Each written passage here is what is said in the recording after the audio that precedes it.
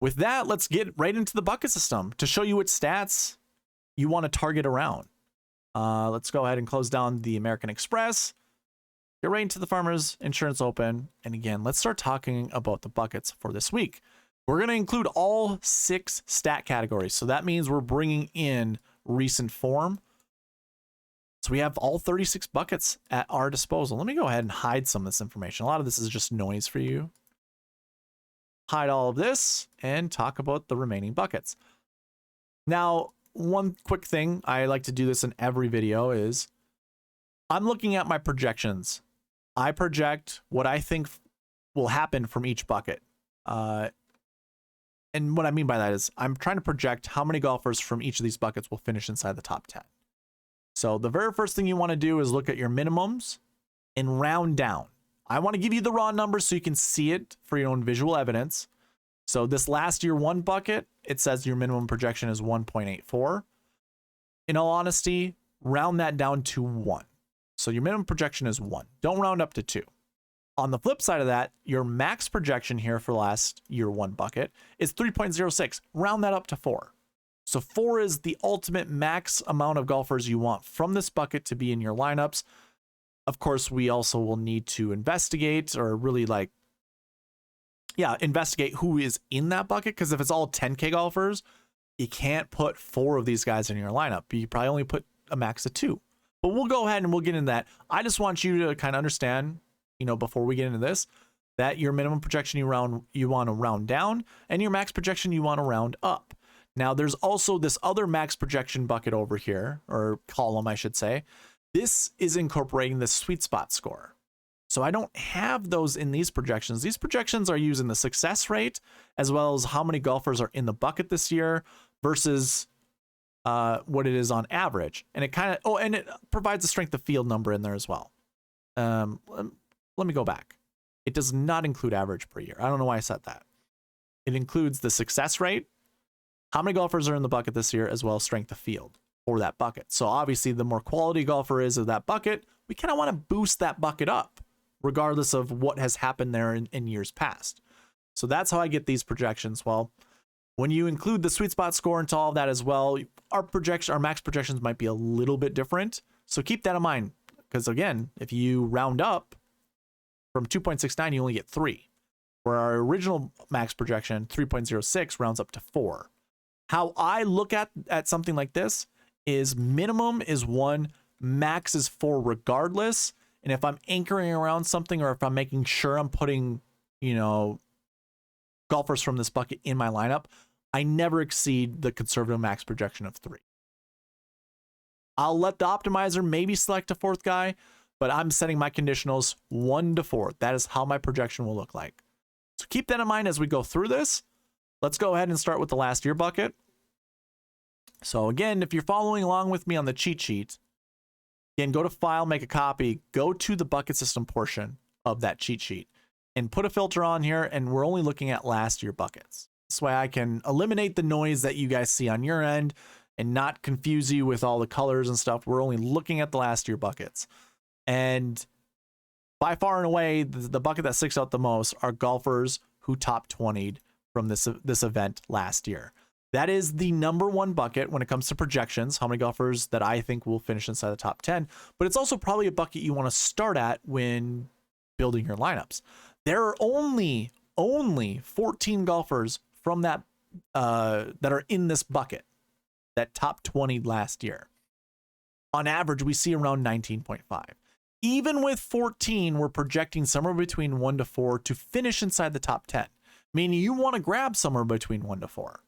Let's take a look who those golfers are. And again, you can follow along with me on this as well.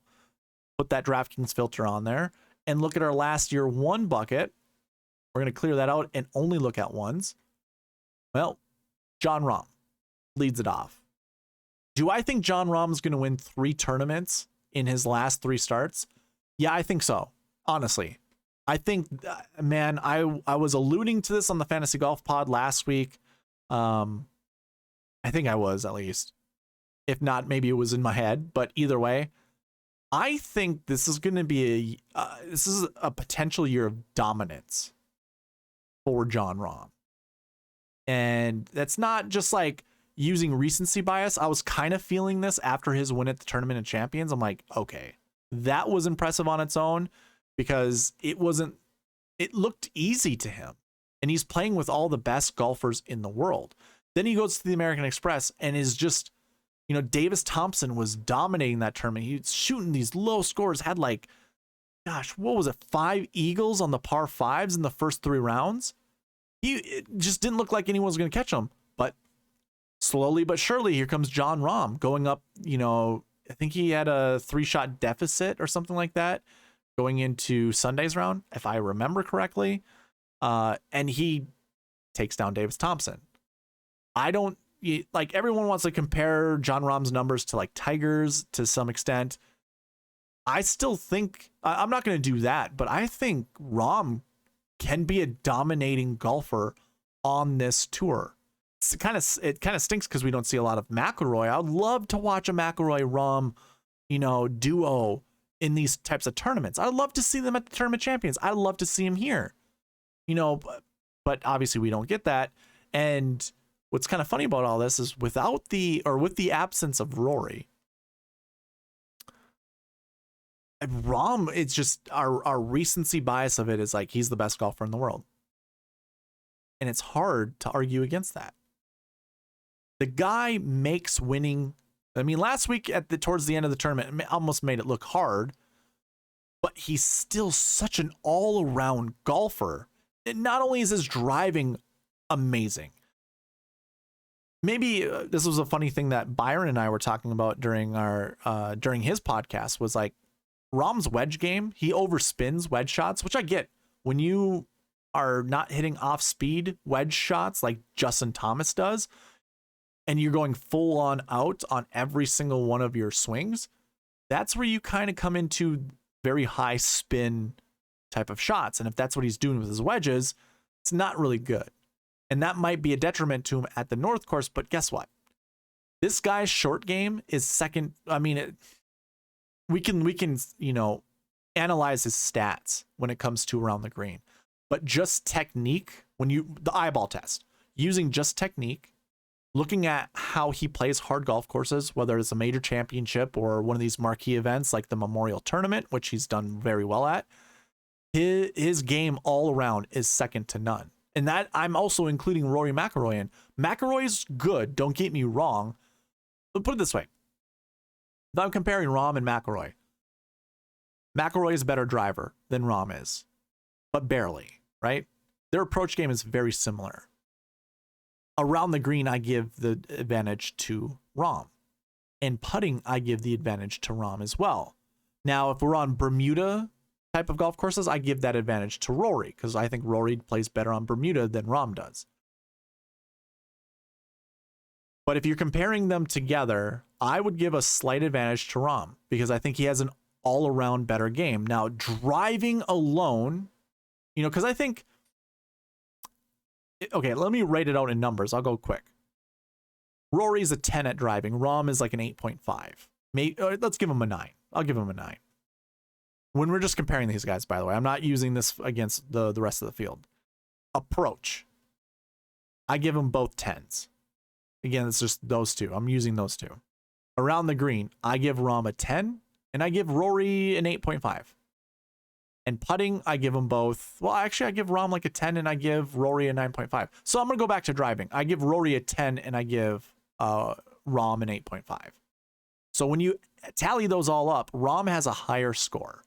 Now, when driving becomes more paramount, where you can put yourself into better positions, I would trust Rory over Rahm, but Rahm is no slouch. I mean, what is his strokes gain off the tee stats? Both recent form as well as overall. So 0.87 or 0.867 over the last 2 weeks. That includes the Tournament of Champions. And this, of course, I think, well, actually, no, these are my own stats, so they're not adjusted. And then season long, 0.944. Still pretty good. And you can see in this bucket alone, he's better than anyone else. When you look at his recent form stats, he has what? Justin Rose with one event. Yeah, it was one event. That's better than him. But that's it. Oh, and Luke List. And that's also just one event. Believe. Maybe not. Maybe that's 2 events. That's maybe the Sony Open as well. So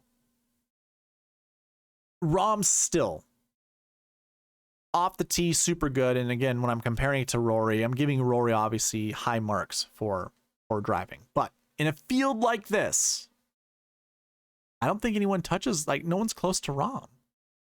And his $11,600 price tag, I think is pretty darn good. Like, it's appropriate. I was saying this to Byron during his podcast. It's appropriate. This is where he should be priced. $11,600. This is great. Let's say you have a game theory aspect to it or whatever. You don't want to play Rahm, then you're your selection of other golfers. Probably not even looking at the 6K range. I'm also not looking at Aaron Rai or Ryan Palmer, but I'm looking at the rest of the guys here. So Taylor Pendrith on up, I think are all really good choices. To me, it's an interesting Jason Day and Justin Rose. Okay, going back to the projections, 1 to 4.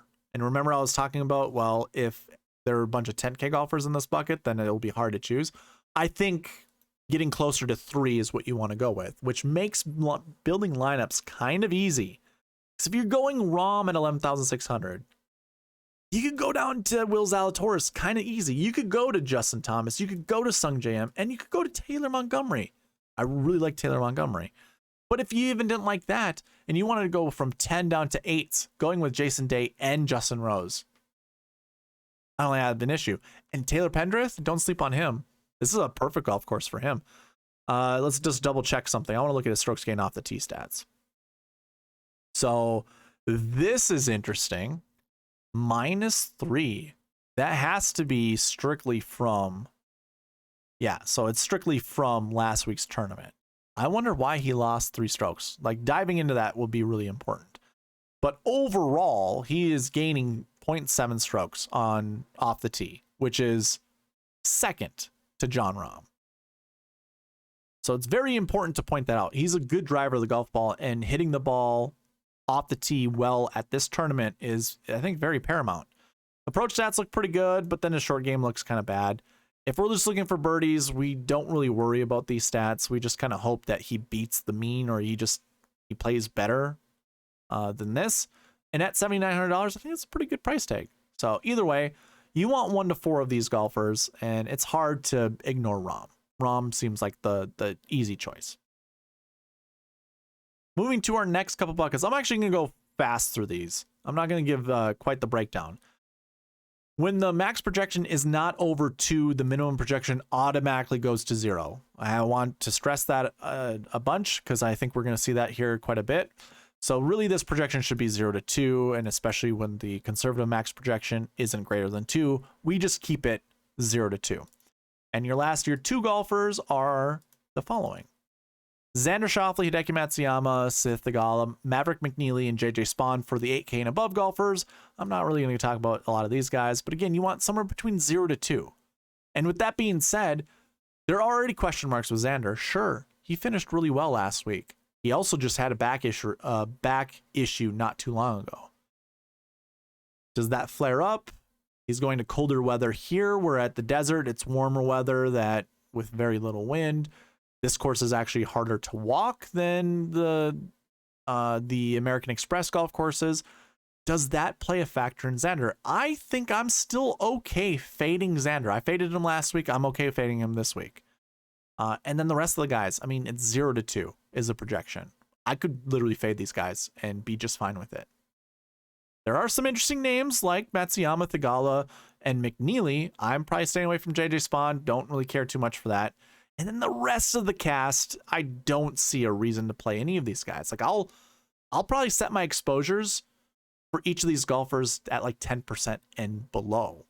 I'm certainly not anchoring around any of these golfers. So keep that in mind. The next bucket are our last year's 3 golfers. That's that 40 to 60 range, and we're projecting 0 to 1. Remember, I always round up, like I always want a 2-point gap. So really this is 0 to 2, but I'm not confident with this bucket. Last year 3s starts with Cam Davis, which we'll talk about the last week bucket. He's no. He's actually in a good spot. I like Cam Davis this week. But not a for certain bucket to select golfers from. So keep that in mind. And really, when it's 0 to 2, when the raw number was 1, the max projection was 1, I wouldn't want to play two of these golfers. I think you just stick to one. You know, whether that's Alex Smalley, if it's him, then you avoid the rest of these guys. If it's Cam Davis, then you again, you avoid the rest of the guys. Same with Wyndham Clark. Just pick one and move on.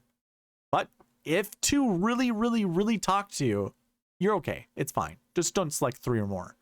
That would be not good. Going to the next one, last year 4s. Again, 0 to 1, but 2-point buffer. That's what it's called. It's a buffer.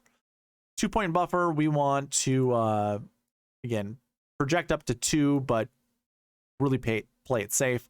You've got Keegan Bradley here, Patrick Rogers. Yeah, I'm playing 0 to 1. I don't care if it's 2. That's just the conservative number. I'm probably really just playing 0 of these golfers. I don't mind playing like a Bramlett or any of these guys, but it's very, very limited. Maybe 1%. I will, if I'm creating 100 lineups, these guys might be in just one of those lineups, each. Like I'm certainly not pairing any of these guys up together, but I'm also not playing any of these golfers more than 4% of my lineups. I did say 1 just recently, but 4%, just not going to do it. So I'm not anchoring around someone like Keegan Bradley. I also don't even want to see Keegan Bradley that much in my lineups. Same goes with Patrick Rogers, although he has decent ties here. Went to college here in California. Yeah, I'm probably staying away. Joseph Bramlett seems interesting. Home state is California. His college state's California. Not a terrible reason to select him. But yeah, let's just kind of just steer clear of this bucket. Maybe just do a random pick here. That's fine. Looking at our last year 5s, this is your missed cut from last year. And this is actually 1 to 3, although the max projection is 2. The conservative max projection is 2, which really means, again, we want a 2-point buffer. The true projection is 0 to 3, which is scary because what was originally 1 as your minimum is now 0, meaning none of these golfers can finish inside the top 10. And that starts with Tony Finau. And it also includes Max Homa, which is hard to believe that just those 2 golfers alone couldn't finish inside the top 10. Again, we're projecting up to 3. So I don't mind saying you can select 1, but I want you to be cognizant that there's not a lot of confidence that you're going to have at least 1 from this bucket inside the top 10, which is kind of insane because it's a pretty big bucket. There are 38 total golfers in it. Okay, if there's some solace to take into this, we do have a 100% frequency rate, which means at least 1 golfer every single year that I've been tracking this has finished inside the top 10. So that's some comfort to select at least 1. So with that being said, is it one of these top guys? And if it is, you get to remove 35 golfers from your bucket or from your player pool. You don't even have to consider playing any of these guys. When it comes to building lineups, I might actually stick to that, honestly. I might just only have 0 to 2 from here. And I'll tell you one thing, I'm really considering anchoring around Tony Finau with my discussion with Byron, the model maniac. He actually values out better than Rahm at his price tag. Tony Finau, that is.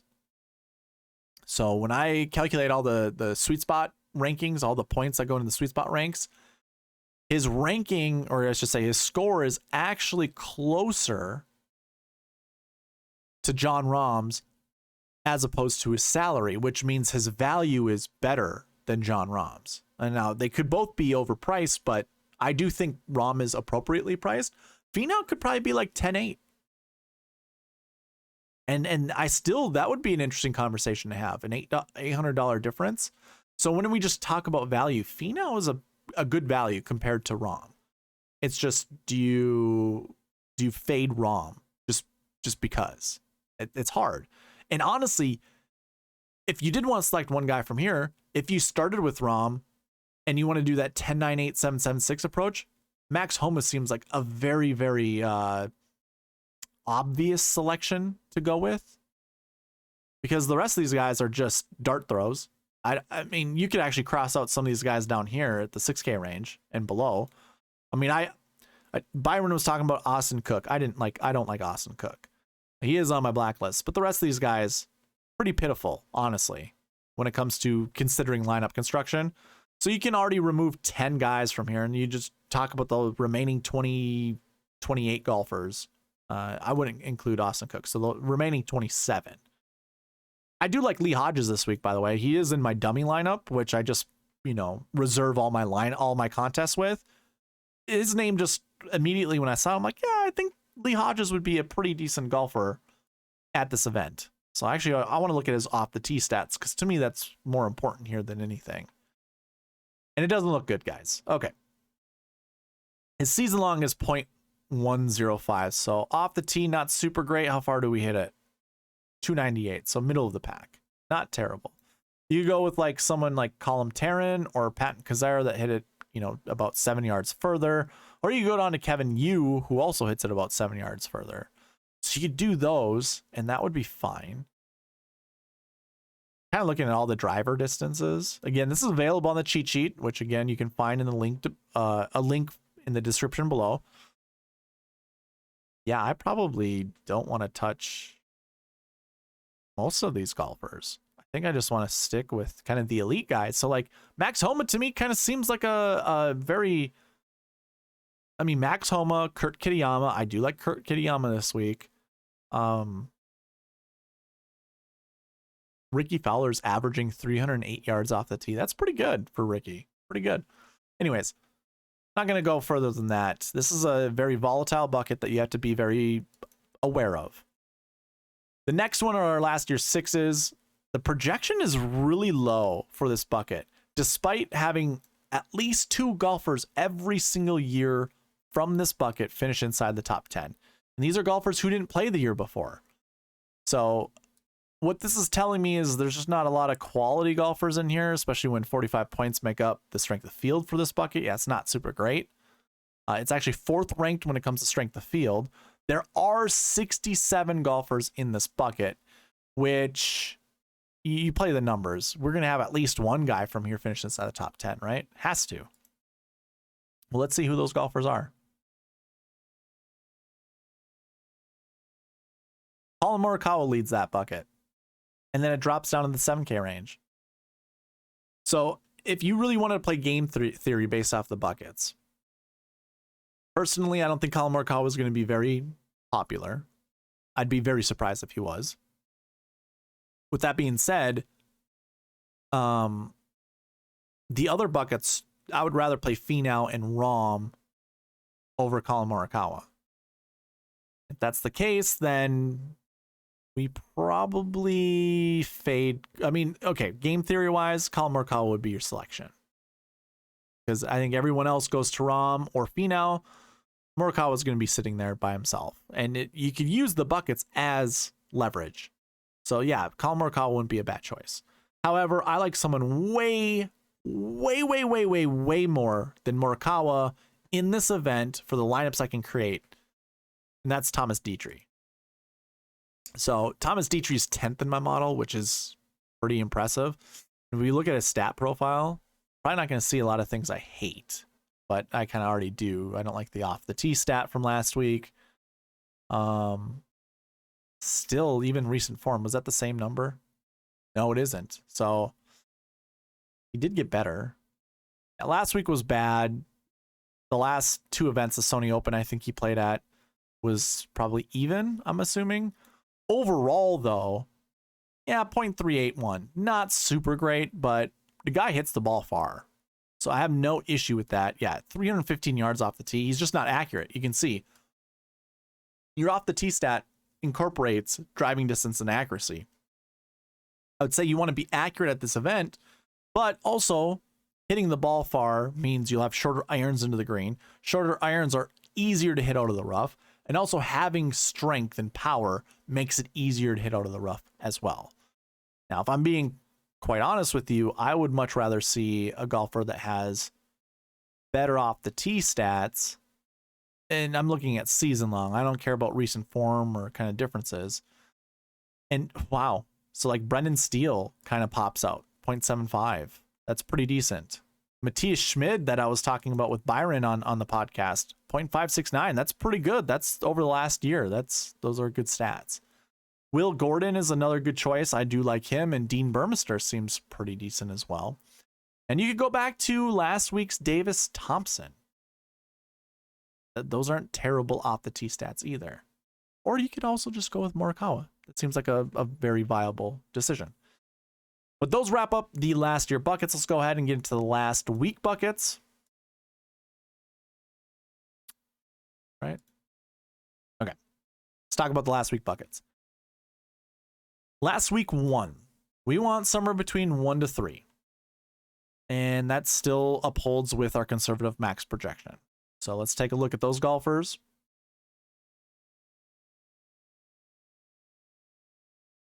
Again, we want somewhere between 1 to 3. So from last week, these are your golfers who finished inside the top 20 at the American Express. If we were to actually kind of dive into that analysis, we've always seen one the week before the Farmers finish inside the top 20 to finish inside the top 10 at the Farmers. That's how this bucket reads. Normally we see about 16 golfers in that bucket. We have 14 this week. It's a good chance, and the projections are really good. Figuring out that this is a bucket you want to select a golfer from. This is where I think you anchor your lineups around. So Finau finished inside the top 20. Interesting. So he finished 16th, which whatever. It is what it is. Still top 20. But yeah, you have some decisions to make here at the top between some 10K golfers. Rahm, Finau, Schauffele. Who you don't see there is Morikawa. Obviously, he didn't play last week. So that's really interesting. Again, you want somewhere between 1 to 3. I could literally see myself building like 2 or 3 lineups here. Not 2 or 3 lineups. I could put 2 or 3 golfers in my lineup pretty darn easily. One being Taylor Montgomery to either pair up with Rahm or with Finau. I am going to fade Xander. I'm cool with that. So I think my 2 that I'm going to anchor around is either Finau or Rahm and Taylor Montgomery. And then if I'm going to allow the optimizer to select another golfer, it's going to be one of these guys down here. I'm probably just going to full fade Day because that's easy for me to do. He's blacklisted in most of my lineups. And I'm only going to play 1% Danny Lee, 1% Harry Higgs. I'll probably bump up my exposure to Matthias Schmidt to like 10, 11, 12%. Same goes with Kazire. I don't care for Higo. I think he just popped last week out of nowhere. That's the type of golfer he is. Thompson and Shelton seem like interesting decisions to make. I still might just go with 2 and skip the rest of them, but you know, the fact I can go up to 3 actually, I think, helps me out. So I am considering all of that information. Okay, so 1 to 3 here. Moving on to the next one. Last week 2s, these are at 20 to 40 range. So golfers who played last week that finished in between 20th and 40th position. 0 to 2 is our projection. Our conservative projection is actually higher than our raw projection. So there's still no real confidence with this bucket, but it does start with Will Zalatoris.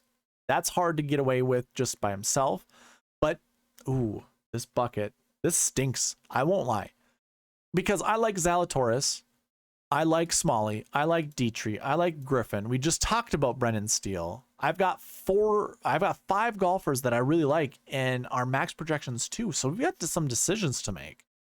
And I don't know if we anchor around those golfers at all. I was thinking about anchoring around Will Zalatoris, but I don't think I'm going to. I think I'm going to leave this bucket open, and when I use the optimizer, just let it select some of these guys at random. Remember, the projection is 0 to 2. So that being said, I'll play these golfers at your own risk. I wouldn't play more than 2 of them. I just stick to 1. Yeah. The next one is last week 3s. This is that 40 to 60 range. We're projecting 0 to 2 here as well.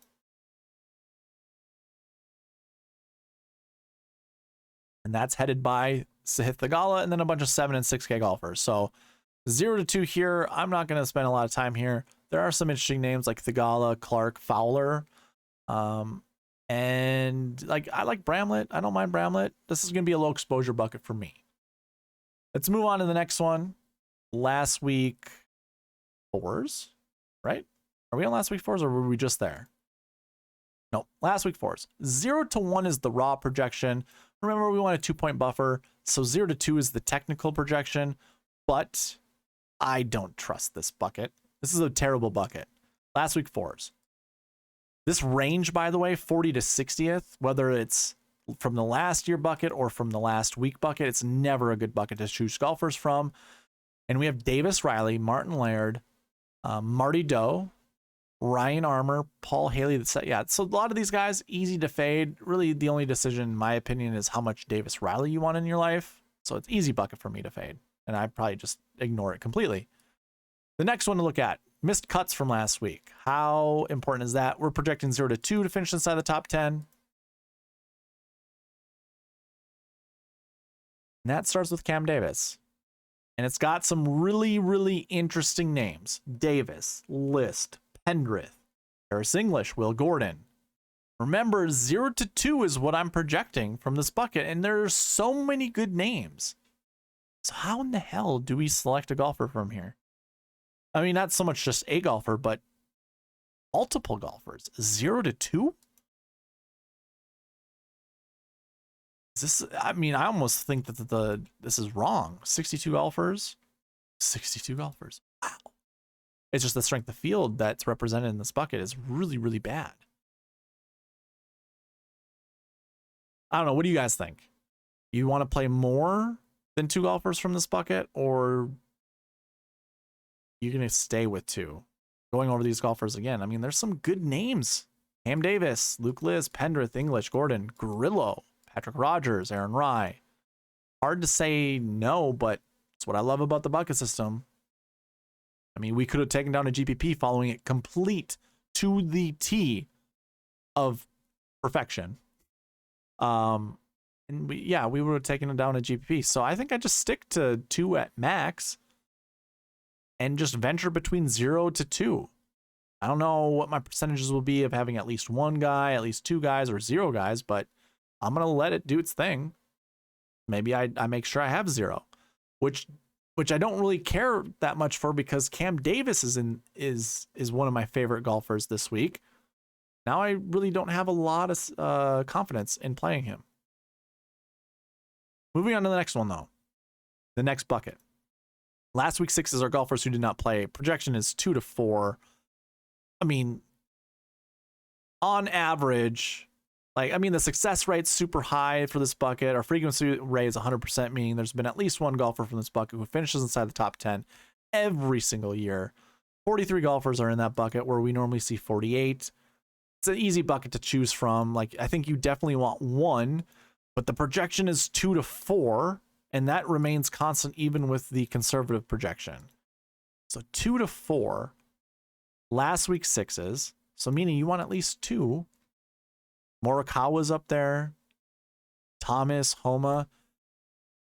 I guess when I see this, I almost think that one of these guys will finish inside the top 10. And it makes me want to anchor around these guys. I can literally see myself already building a Finau or Rahm lineup to go with Taylor Montgomery and Max Homa. Homa's a low 9K golfer. Montgomery's a high 8K golfer. So that mixed in with Rahm makes salary construction really difficult. But if I can select 4 golfers from this bucket, the 7K range and 6K, high 6K range, not so much the high 6K range. Okay, I'm going to eat my words. Because I don't like a lot of these names. 2 to 4 could literally come from right here. And maybe this is the best way to anchor lineups. I probably will create 10 lineups anchoring around 2 of these guys. And skipping Rahm, skipping Finau, and skipping our $10,300 golfer, which is escaping my memory right now. Who's that? Xander. Yeah, I'm already fading Xander, so that's fine. But here's some lineup, some game theory that you can actually think of is starting with one of these golfers, or starting with two of these golfers that I've highlighted on the screen, and then using the buckets for the rest to fill in. Maybe that's probably a good way to start to build your lineups. Yeah, and some of these other names are interesting too, like Maverick McNeely. This is a good reason to play Maverick. I wasn't even thinking about playing Maverick, but pretty good on POA, 24% top 10 success rate. That's really, really good. Keegan Bradley also, this is one of Byron's picks. Not terrible. Scott Stallings, by the way, that could be a forgotten man right here. I don't like his $7,700 price tag, but I'm guessing a lot of other people probably won't either. So maybe a good reason to play him as well. But that's enough talking about the last week's 6 buckets and the last week buckets in general. We can get right into the course history buckets. Look at our projections here. 0 to 2 course history ones.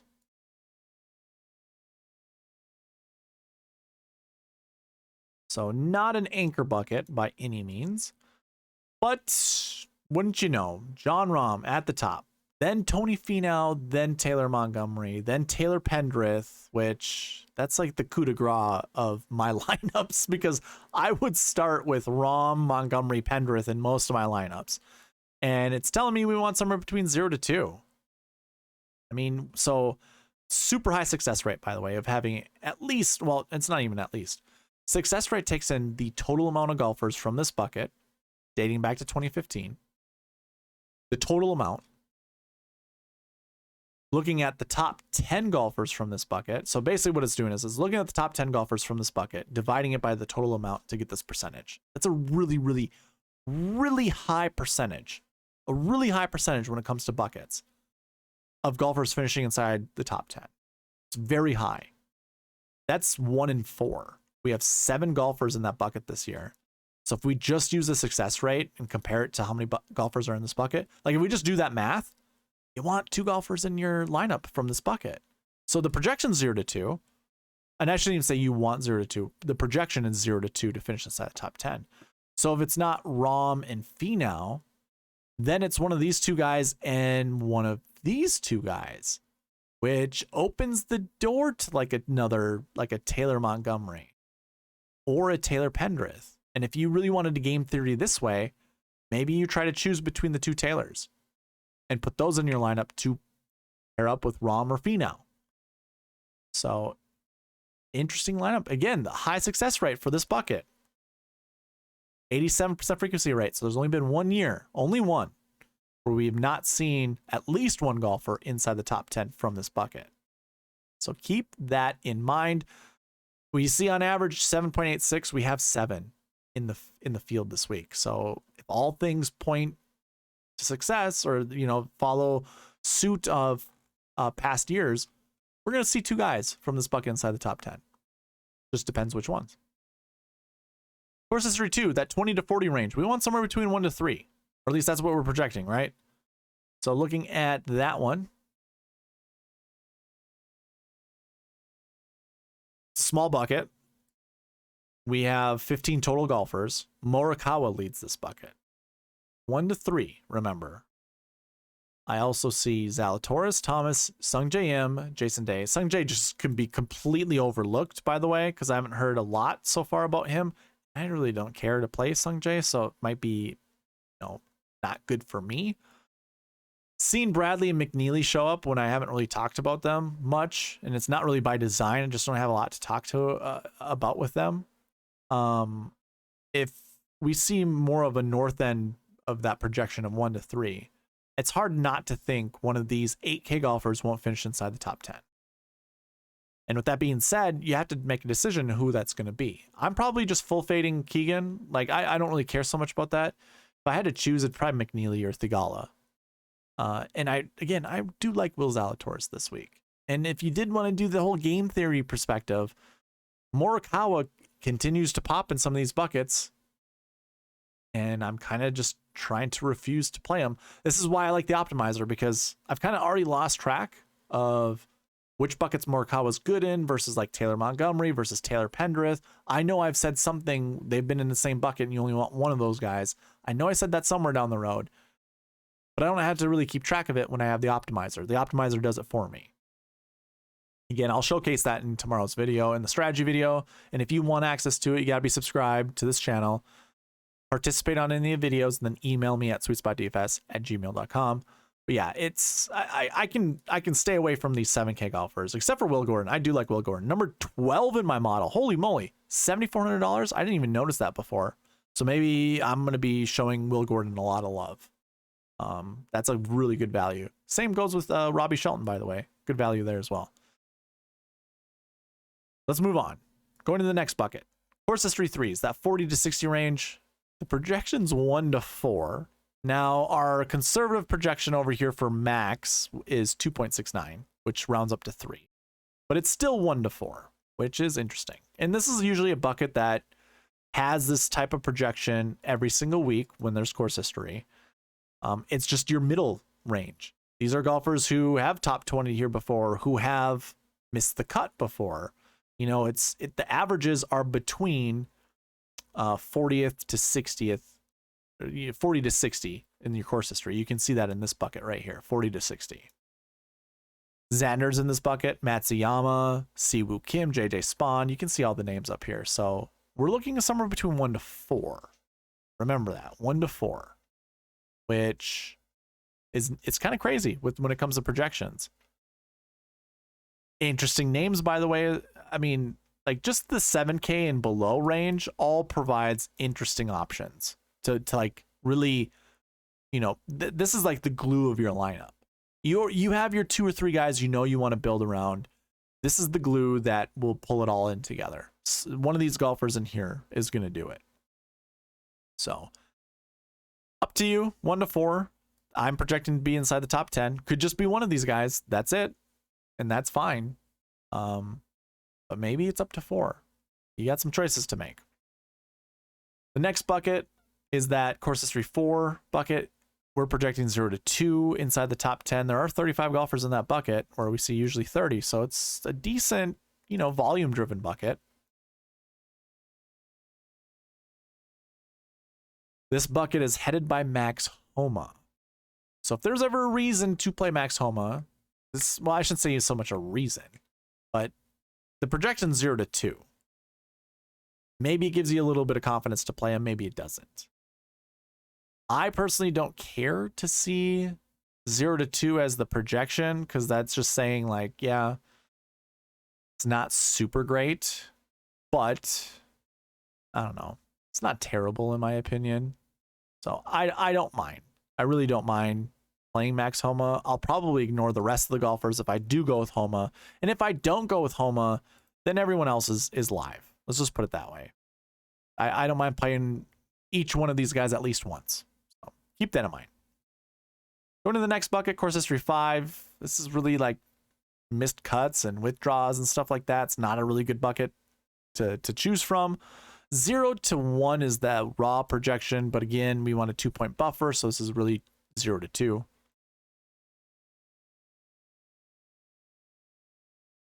And when we're looking at course history 5, Hayden Buckley leads this bucket. And then it's Kurt Kitayama, Davis Riley. So we've seen Riley in a bunch of bad buckets. Doesn't mean he can't perform well, but it's not looking great. Let's put it that way. It's not looking great. Nick Hardy's in this one. A lot of interesting names. Like I would honestly, so if I were to go top bottom here, I would play Hayden Buckley. I would play Kurt Kitayama, Davis Riley, Nick Hardy, Callum Tarrant. Lee Hodges really liked, just looking at his name, I want to put him in my lineups. Taylor Moore, no, he's pretty close to being blacklisted, so I probably don't care. Kevin Yu, I like. Justin Lauer, I don't mind. Harry Hall, I don't mind either. He is the new Bryson with his, I forget what that hat is called, but he likes wearing the same hat Bryson wears. Eckroat, he burned me last week. I don't know if I can get back to him, but maybe this is a week to get back to him. We'll see. Probably not, though. And then the rest of the guys, just dart throws, basically.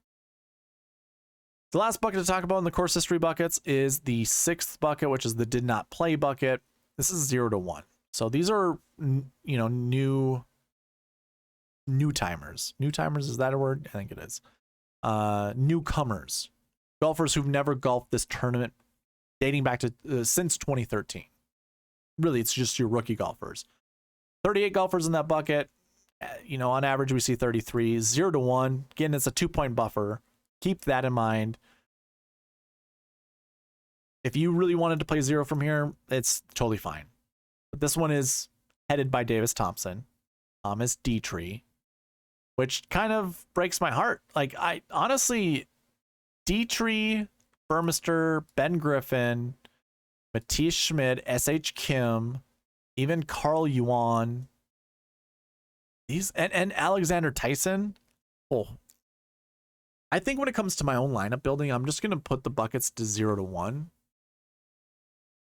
Because I don't want to get burned by picking 2 golfers from this bucket. And I would actually rather have a more strict lineup building process this week than open it up to a bunch of people.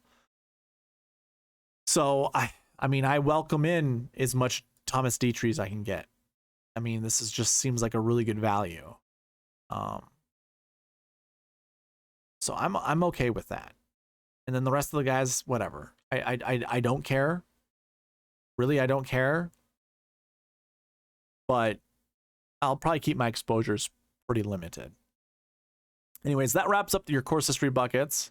Let's go ahead and move into the recent form buckets, which we haven't been able to look at over the last couple of years or last couple of weeks because we hadn't really had any events prior to those events. So what I really like to do is the majority of the field, I want to have at least two tournaments under their belt before really keeping track of recent form. So now that we're on the 4th event of the PGA Tour season this calendar year, because remember, PGA's Tour season started during the fall swing. But this calendar year, there's only been 3. This is the 4th one. So now I can actually start recording recent form stuff. So that's what we're doing here. And we're going to start with the recent form 1 bucket, which we're projecting 1 to 3 inside the top 10. This is your best recent form heading into this event. And you already know it's going to be headed by Rahm. He's got 2 wins in the last 2 events he played in. Yeah, it's pretty good. Go ahead and put recent form 1 up here. So we have a limited amount of golfers in this field, or in this bucket. There are 12. We're projecting somewhere between 1 to 3. So pick your poison. Personally, I like Rahm. We already talked about Taylor Montgomery. I like Montgomery. I like Max Homa. And the rest of the guys I'm okay with. Like, we talked about McNeely. I don't mind playing someone like McNeely. That's fine. But yeah, 1 to 3. And there has been one year where we didn't see one of these golfers inside the top 10, but otherwise pretty decent. In fact, why don't I go ahead and pull up the actual buckets? I want to see the raw numbers. So it pulls from this top 10 tournament history recent form thing, or matrix. Ooh, recent form. Look at this, guys. Holy moly. We haven't seen less than 2, and on average we see 3 and above, minus 2018 and minus 2022. Now I'm sure this is probably based off of how many golfers were in that bucket each of those years. If I were to do that, let me go ahead and hide this and we can actually compare.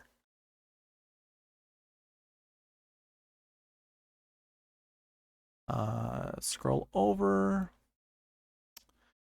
So let's highlight the years where there was 0 and 2 from this bucket. Remember, we're looking at this one and we're looking at the totals here.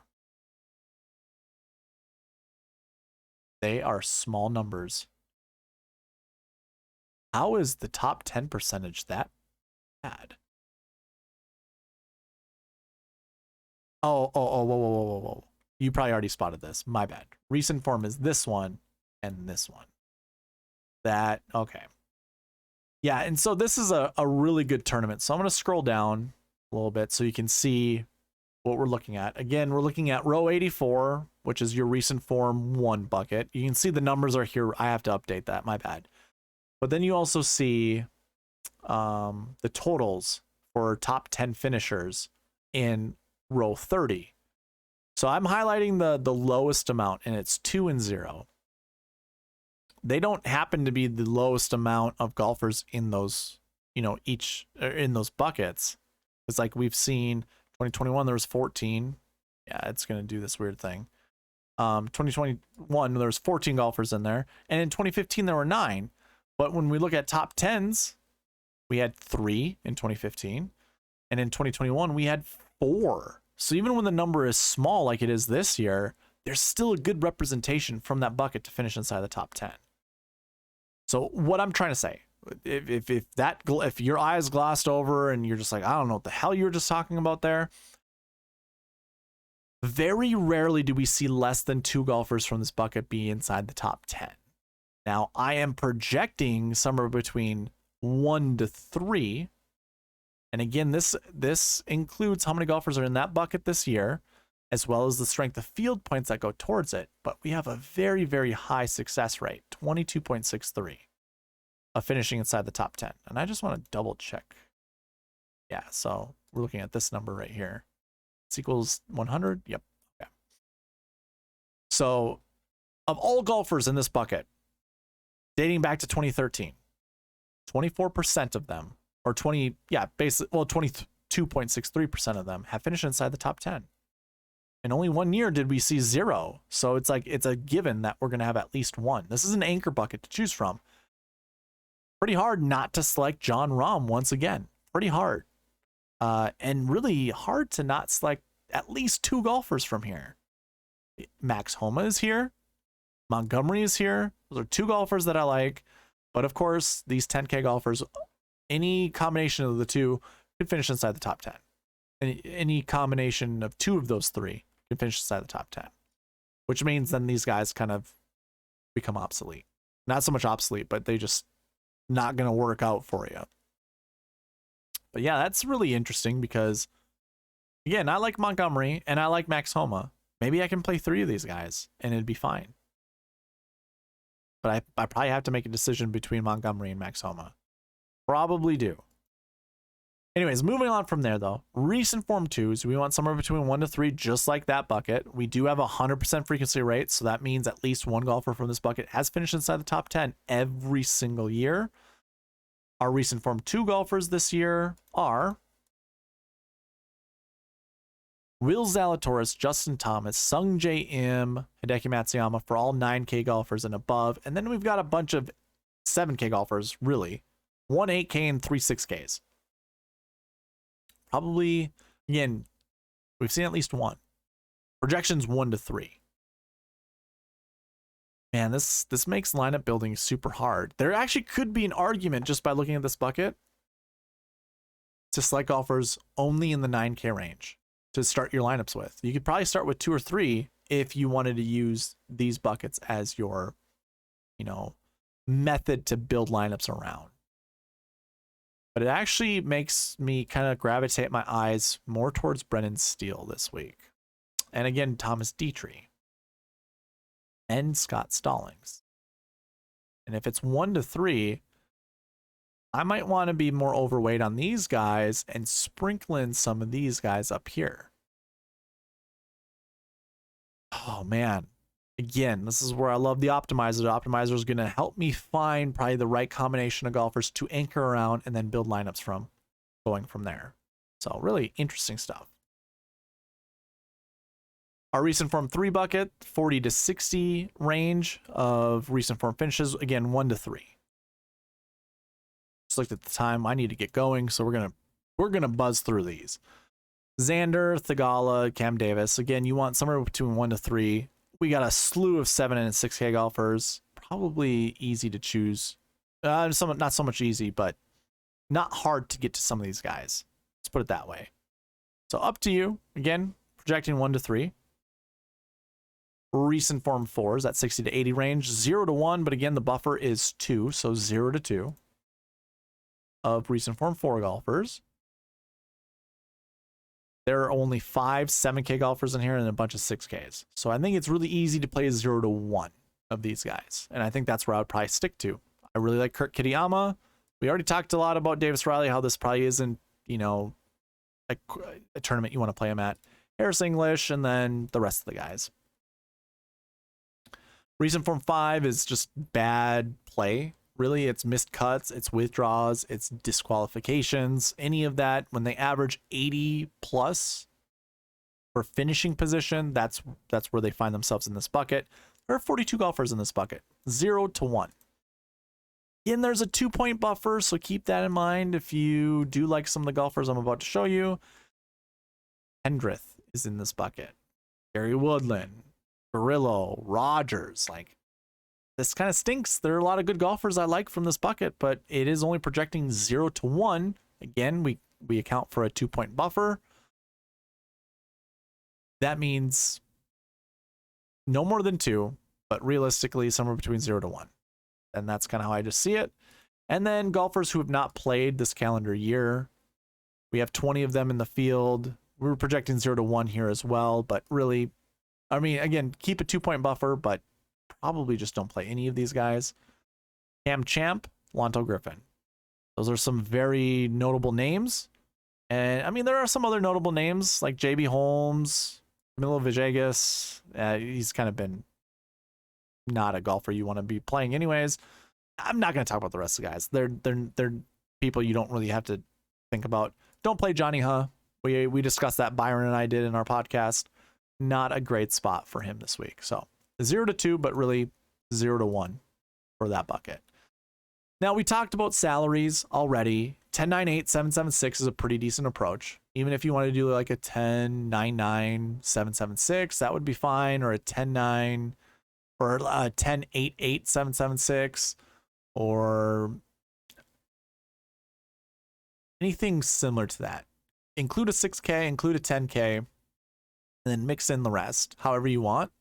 I don't think you can do a 10.99, 8.66, 10.99, 8.66. Yeah, I don't think you can do something like that. I think you're really kind of stuck between a 10.9, 8.866 or a 10.9, 8.876 or a 10.9, 8.776 or a 10.9, 8.777 approach. It's probably the way I would go. But if you did want to look at the projections of that, because I also include that, again, that includes strength of field points, that includes looking at past performances in those salaries. I'm projecting somewhere between 1 to 3 10K golfers being inside the top 10. I'm projecting 1 to 3 9K golfers being inside the top 10, 0 to 2 8K golfers, 1 to 3 7K golfers, 0 to 2 upper 6K golfers, and 0 to 1 lower 6K golfers. Probably don't really want to use any of those. Frequency rates, not terrible. You know, I think I have 5 years worth of salary data. 2 of those years, a golfer from this bucket has finished inside the top 10. That is how that reads. Only 1 year an 8K golfer did not finish inside the top 10. Otherwise, you can almost look at each one of these buckets as having at least one inside the top 10 every single year, which is that 10.9876 method. And that's kind of what I discussed with Byron in our video. So definitely something you should follow. The last bucket to talk about is our strokes gain buckets. If you're unfamiliar with what I do with these, check the description below. I have a link to this video or to the bucket system video. And in it, I do talk about these strokes gain stats in depth. I have not changed my stance on those. I still look at it the same way. Strokes gain 1. We have 15 in that bucket this year. We usually see around 12. High success rate, high frequency rate, projection's pretty high. Same goes with strength of field. These are your best golfers. 2 to 4. Projecting inside the top 10. Even the conservative max projection is up there as well. That's all the golfers that have this dark green color next to their numbers. That's who we're talking about. And it's Rahm, it's Finau, it's Schauffele, Zalatoris. It's your best golfers. 2 to 4 is what I'm projecting to be inside the top 10. That's pretty easy, right? It's a pretty easy projection for a lot of these guys. The thing is, you could theory craft different scenarios of some of these golfers being inside the top 10. Maybe you're like, yeah, this isn't a good setup for Finau. I don't want to play Finau this week. I don't want to play Xander. So you're skipping these 2 10Ks. Like, okay, I like Rahm. I'm gonna go with Rahm. Then you make a decision in the 9K range. How many do you think are gonna finish inside the top 10 here? Do I think Will Zalatoris will do it again? Maybe. Maybe I don't like Justin Thomas. I don't like Sung J M. Maybe it's just these 3 that I like. Then you come down to the 8K range. I don't like Day. I don't like Thigala. I could think about Cam Davis. I don't like Stallings. Kurt Kitayama is a good filler, and I don't really care for the bends down here. So I've just highlighted 6 golfers. I can easily come up with 4 golfers to put in my lineup, and that would fit in this projection. Like, I've already just, shared what I thought about, that bucket and the golfers in it and what might happen with their performances. So that's how I can get somewhere between 2 to 4, and I can get up to 4 by not even selecting any of the top name guys. So maybe that's something you want to do. 0 to 2 for strokes gained 2. That starts with Taylor Montgomery, which is really hard not to play someone like him. Now, this is 0 to 2, so that makes kind of decision-making easier. Because if you did want to go with a Taylor Montgomery, you can only select up to one other guy to be in your lineup based off of the projections. That's hard to make when the rest of the guys don't look that great. Now, again, it's 0 to 2, so easily nobody from this range could be inside the top 10, and that would be fine by me. I could easily, fade Taylor Montgomery. That's not terrible to me, not a terrible idea. Could fade Bradley, could fade Rose, or I could play Rose and fade everyone else. Like, that's the beauty of the bucket system. So 0 to 2 there. 1 to 3 strokes gained 3. Now, this is positive off the tee and negative putting. So this is team no putt, essentially. It's good off the tee, mostly good approach, and bad putting. So 1 to 3. We got Morikawa, Siwoo Kim as your kind of your top price guys. And then it's a bunch of just fillers that make lineup building kind of a little bit easier. Taylor Pendrith is in there. That's who I've been thinking about putting in my lineups. Same goes with Alex Smalley. Will Gordon, I've already talked at length. And Steele, I think Steele's probably going to be a core play of mine. I've just selected 4, and our projection's 1 to 3. So I've already kind of, in my head, found some golfers I do want to play and I like. Also like some of these 6K and 7K guys. Bramlett, Yuan, I don't mind those guys. MJ Duffy had a pretty good performance for like the first 2 rounds at the American Express, so maybe he's got something in the tank. Those are all decent options in my opinion. The next couple buckets, not super high with projections, but like strokes gained 4, that's set. So strokes gained 4 is interesting. We're projecting 0 to 2 inside the top 10. This is negative off the tee. Now, negative off the tee usually means you're not good, with your driver. You don't hit the ball very far. And we see, look at how much red is on the screen under the driving distance bucket. Harry Hall is someone who hits the ball far, but is very inaccurate. Oh, 2 Harrys. 2 Harrys don't make a right. Harry Higgs also hits the ball far. Very, very inaccurate. 48% of his driving accuracy. That's not great. No one has good driving accuracy here, which I would almost argue you need to have at this event, unless you hit the ball really, really far, which we already talked about there with Higgs and Hall. Steven Yeager seems like a good decision. Adam Hadwin's very accurate, but he's very short off the tee. That makes this really difficult. The projection's 0 to 2, so you could just easily ignore this bucket and not select anybody from here. But I also think it's going to be difficult not to have at least one of these guys in your lineup. Or I should say in your lineup, but one of these guys doesn't finish inside the top 10. And at these price tags makes it kind of easy to build lineups around. Personally, I think I'm just going to set this as 0 to 1 and be fine with it because I don't like anybody from these buckets. And maybe that's going to be a detriment to me when it comes to actual lineup building and missing out on some guys. But yeah, 0 to 2 is our projection. The next 2 buckets are kind of irrelevant, but you're going to find one of these golfers really interesting. So strokes gained 5 is negative off the tee and negative putting. I'm projecting 0 to 1. Very, very, very, very, very low success rate. Not a really good frequency rate. There are 32 golfers in that bucket this year, where we normally see 27. This one is headed by a very, very interesting name, and his name, Hideki Matsuyama. Not a good bucket to be in. Now, Hideki Matsuyama is a generational talent.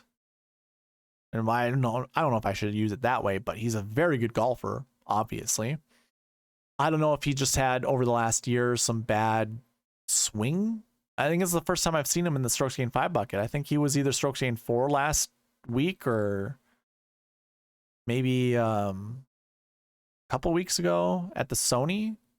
He was a strokes gained 4 golfer. I don't think he was a strokes gained 5. So off the tee is just barely negative. He's kind of a break-even guy. Same goes with putting. Approach is still good and around the green is still good, but well, let's put it this way. Strokes gained tee to green, good. Strokes gained total, still good. It's Hideki, you know, but I would rather his off the tee stats be a little bit more impressive than that. I personally don't want to just depend on his approach play and around the green play. But maybe this is actually a time where it's good. Because if we think about this, the course play's tough. Hitting out of the rough, it's probably something that he's been more accustomed to lately. Around the green being good as it is, sets him up for easy pars. I don't think all pars are going to win this tournament. This isn't a US Open, but you know, 12, 14 under might be the winning score. This might help someone like Matsuyama excel, but the rest of this bucket, there are some names that you can probably just cross off. Fowler, Hoffman, Kazire, and then the rest of the guys, not even worth mentioning. But yeah, not great bucket, 0 to 1. And then strokes gained 6 is also 0 to 1. I don't even have to go back to that. Usually I don't pick anyone from here. You got JB Holmes, this is Joey Versich guy, and Michael Herrera. Not choosing any of these guys either. So that wraps up the strokes gained buckets. That also wraps up this video. So with that being said,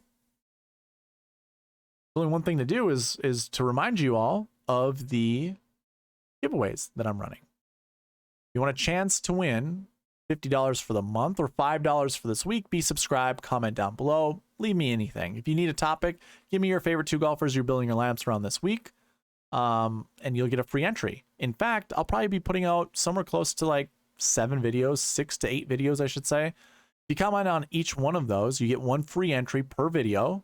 So if I do put out 6, you can get up to 6 free entries that goes into, again, this monthly giveaway or the weekly giveaway during next Monday's video. You get a chance to win $5. I just ask for your participation. That is all. Second giveaway is more like a rebate. Prize picks. There's a link in the description that'll get you to the sign up page. If you use the promo code SweetSpot during sign up, and by the way, that link just automatically populates that. And put $20 in your account. So you sign up using that promo code, put $20 in your account. I will give you $20 back. But of course, you can put up to $100 and Prize Picks will match your deposit up to $100. And you have $200 in your account, and really that'll only cost you $80 because you're still going to get $20 back from me. So again, link in the description below. I also provided a cheat sheet earlier on in the beginning of this video, but there's a link to that spreadsheet in the description below. So go take a look at it. I do have to update that. I'll do that before you even see this video. So that'll be ready to go. Again, make a copy with that spreadsheet, and you can follow along with me in all the videos that I put out this week. And then the optimizer will be available tomorrow. You just got to obviously participate on the channel, be subscribed, contact me at sweetspotdfs@gmail.com and get your hands on the optimizer. Again, it uses the bucket system to build lineups. There's a video on how to use the optimizer in the description of this video and all the videos that I provide. So if you want to see how it works, go check that video out. Other than that, I've got nothing else. So with that being said, thank you for watching. Please leave a like, comment, subscribe, all that good stuff. And I'll see you in the next one. All right, bye.